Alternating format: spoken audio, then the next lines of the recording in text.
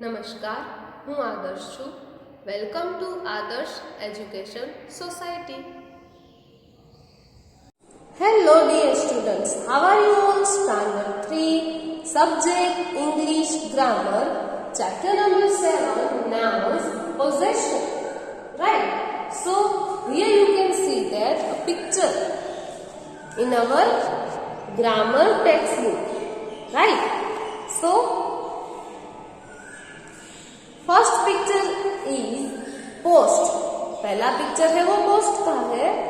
This is spot's cap and these are GT sunglasses.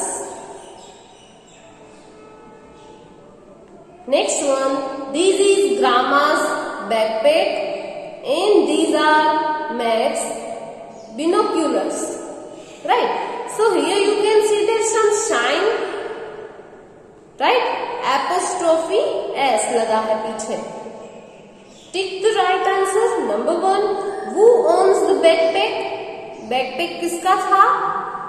तो cloud number 2 में. Right? ये दूसरे वाले क्लाउड में लिखा था ग्रामास बैकपैक. तो आंसर क्या आएगा? पोस्ट, जीटी या फिर ग्रामा? यस, आंसर आएगा number 3, Grama. Sentence number 2, the cap belongs to. Cap किसकी थी? तो आपको फर्स्ट वाले क्लाउड्स में दिया था this is post clip. Right? So the answer is post. Okay. After that, rule number 1, we add apostrophe s. Here you can see that the sign of apostrophe s. apostrophe s. Right? तो ये apostrophe s की shine है.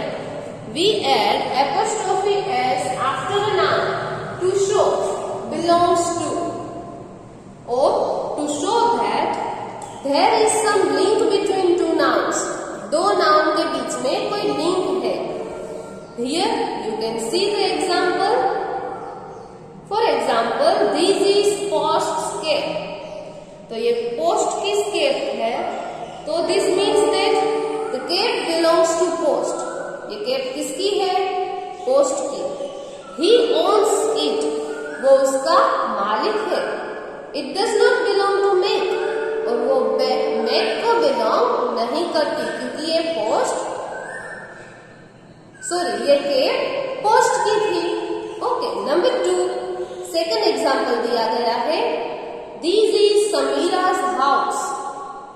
This means that the house belongs to Sameera. She owns it. वो उसकी owner हुई. It does not belong to Raghu. ये रघु की building नहीं है. After completing that, rule number 1 हमने कंप्लीट किया. Here you can see that 2 more examples. Meena's bag. तो हम इसका मीनिंग क्या निकालेंगे? This means that bag belongs to Meena. She owns it. It does not belong to Kavita. Right? और सेकंड वन में example दिया गया है Kavita's cake. This means the cake belongs to Kavita. She owned it. It does not belong to Meena. Right? After completing that exercise, A is given on the page number 31. Right? Read the sentence in A. हमें A column में sentence को read करना है. Complete the sentence in B using apostrophe s. Right? So here one example had done for you. This book belonged to Anna. So answer में क्या लिखा है? It is Anna's book. Right? Number 2, Amit has a motorcycle. Motorcycle किसकी है? अमित के पास motorcycle है. ऐसा लिखा है. राइट? तो आंसर क्या आएगा? This is blank's motorcycle. तो ये मोटरसाइकिल किसकी हुई? अमित की. तो हम क्या लिखेंगे? अमित, उसके बाद एपोस्ट्रोफी की शाइन और लास्ट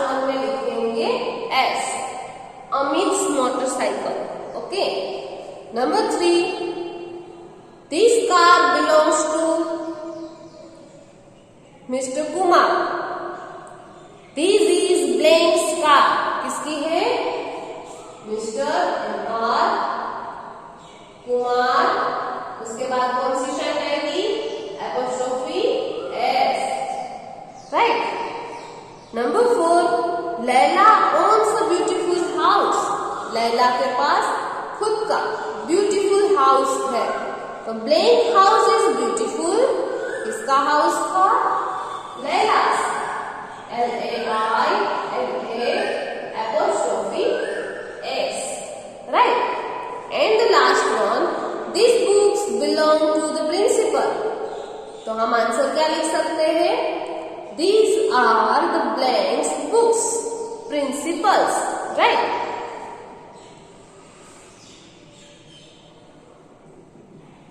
प्रिंसिपल. उसके बाद आएगा एपोस्ट्रोफी S, मतलब principals books. Okay. So here you can see that exercise A had completed. After completing that, we will going to learn exercise B. Look at these people below. हमें जो नीचे दिए गए हैं वो लोग देखने हैं. First one is Karan. Karan ने क्या पहना है? Hat. Second one is Liama. उसने स्कार्फ पहना है. थर्ड वन इज मिस्टर पुरू. उसने कोट पहना है. Next verse Jennifer. उसके हाथ में कुछ शॉपिंग की गई हुई बैग है. And last one is Mrs Mathur. उसके पास यस अम्ब्रेला है. तो here now answer this question. The first one has been done for you. एक एग्जाम्पल आपको डन करके दिया है. So number 1, who are these? ये बैग्स किसकी थी? These are Jennifer's bag.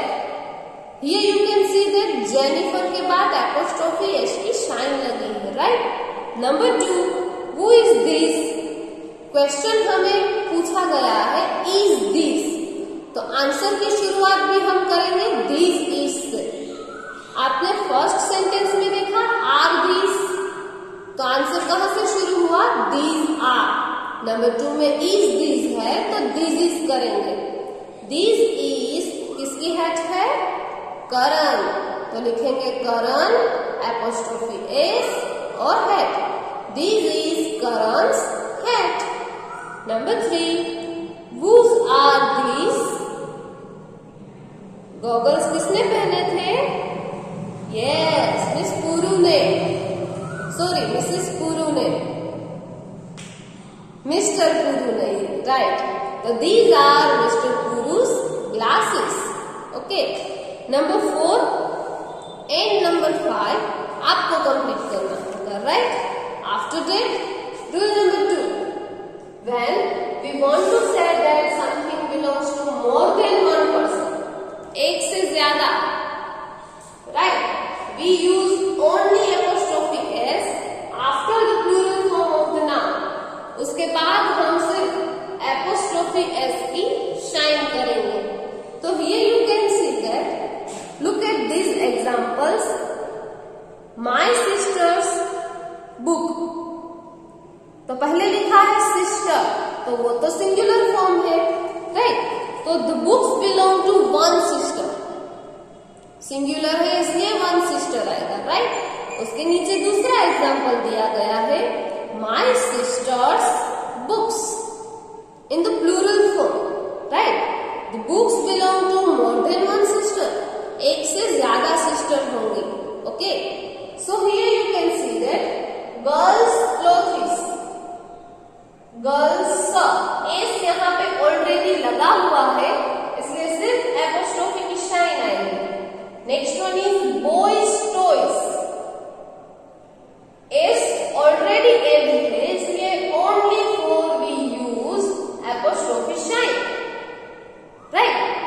Next one दिया गया है here are a few more examples. A boys room, two boys room. Here you can